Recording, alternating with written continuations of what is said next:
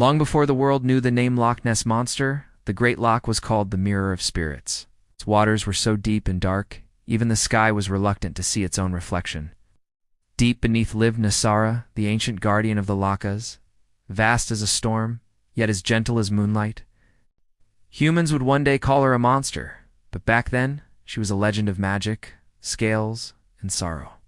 Her closest friend was King Alaric, ruler of the Highland Realm.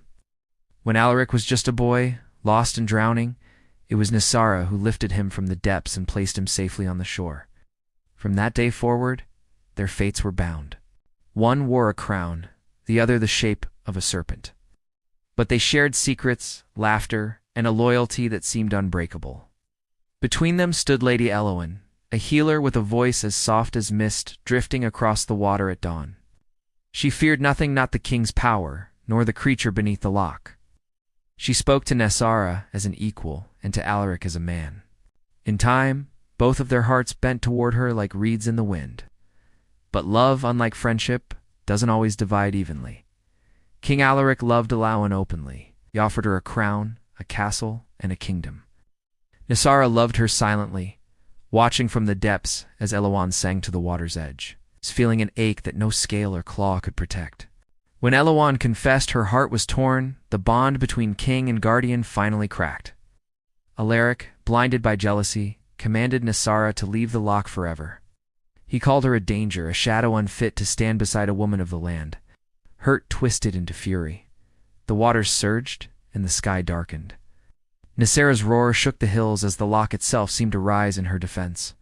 Their fight wasn't just of swords and teeth, it was a battle of betrayal and grief. Alaric's armies lined the shore, their torches burning like fallen stars.